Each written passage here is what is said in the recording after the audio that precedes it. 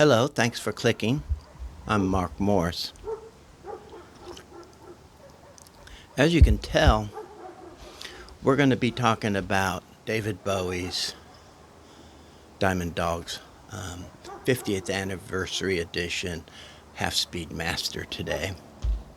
I talked about Diamond Dogs in another video in a series of other records, and when this came out, I decided I wanted to give it a little more time.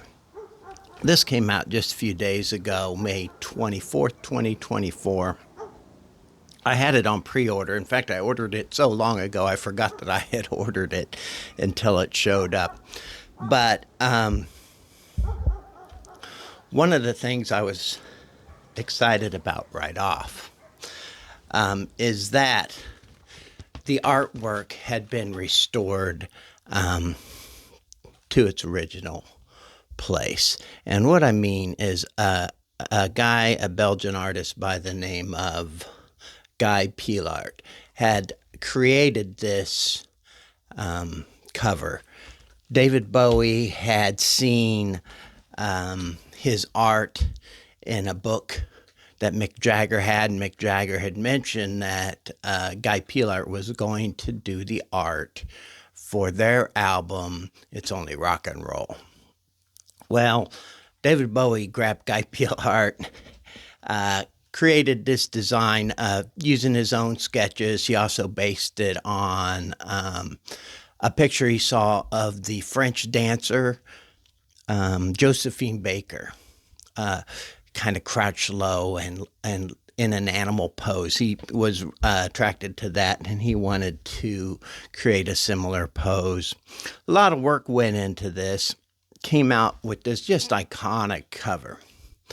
What happened, though, is after it was out, here's an earlier edition. This is the one I was talking about in another video. But if you notice, on the back part where he morphs into the dog, the genitalia area is all darkened and airbrushed out, which I think is funny that they decided that needed to be edited. But in the new edition, as you can see, the genitalia is all there. Anyway, I think it was funny that they decided that was too controversial to have a dog penis in the art, and they had to darken it out to protect the public.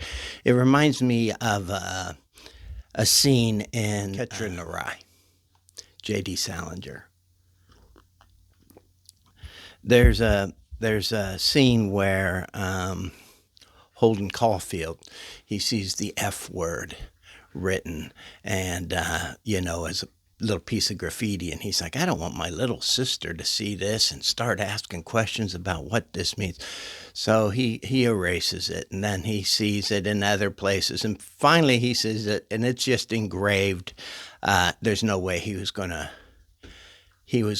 to erase it. That's kind of how I feel about this, is they were trying to protect the children, maybe, the world, from a dog penis, when dogs are walking around naked all the time. You go outside, these dogs, they're wearing hardly anything, sometimes not even a collar. These things are walking around naked every day, and people are seeing dog penises on probably a daily basis in many cases.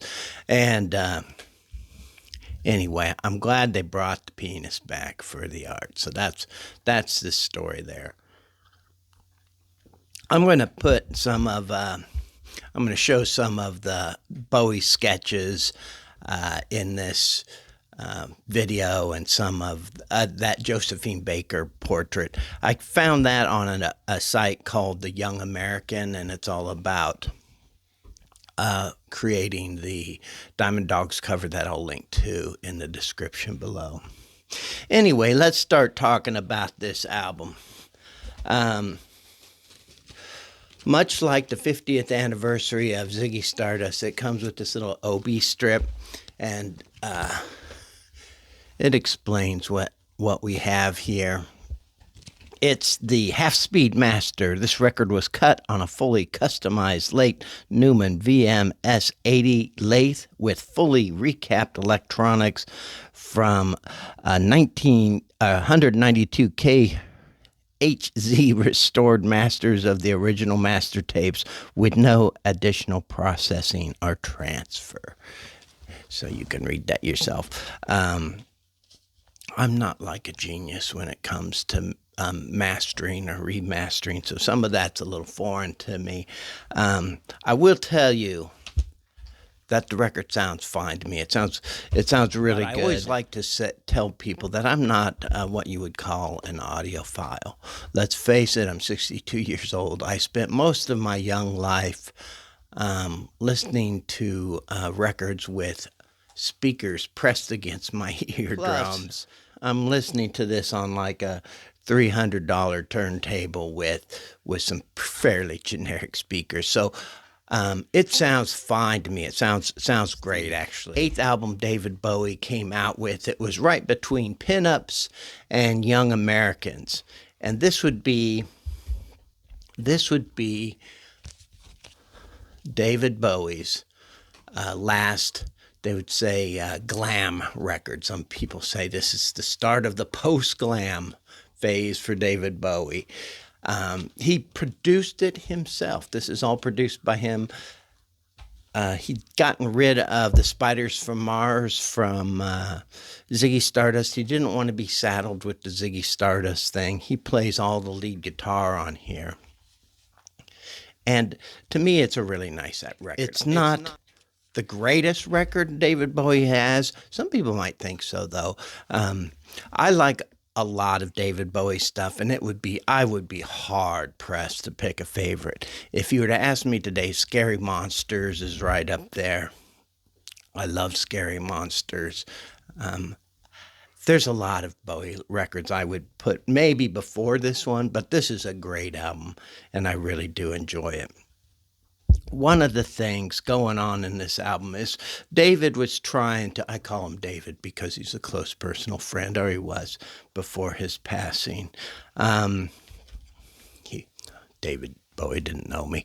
Anyway, he had a lot of ideas. He was kind of unsure which direction he wanted to go. A lot of people give this album criticism because it doesn't seem to have a cohesive storyline, I suppose. I disagree. I don't think it's a storyline per se, but I do believe there is a tone here that goes throughout the record. It's kind of a post-apocalyptic tone. He introduces a new character called Halloween Jack who lives on top of Manhattan Chase. He was influenced by William Burroughs,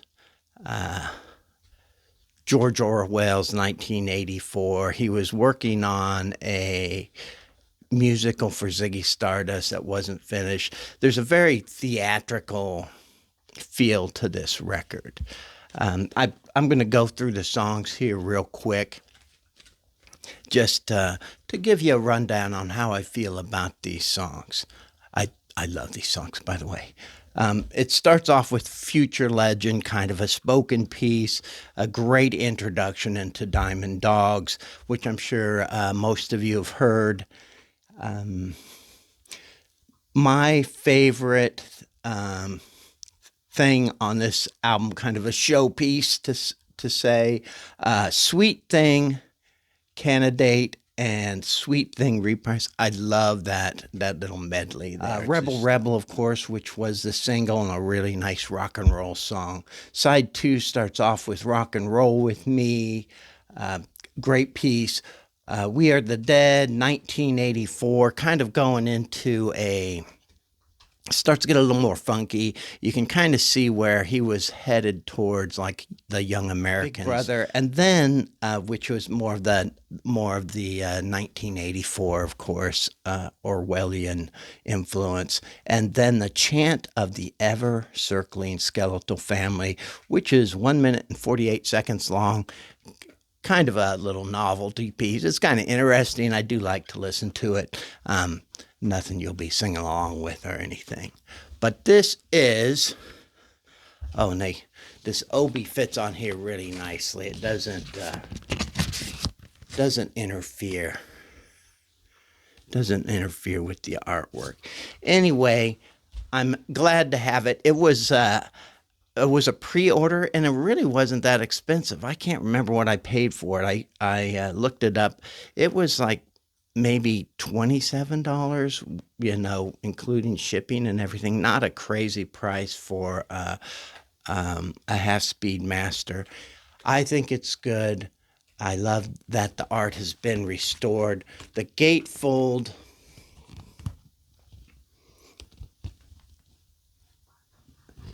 shows that kind of apocalyptic world. So thank you for watching, and I'll talk to you again later.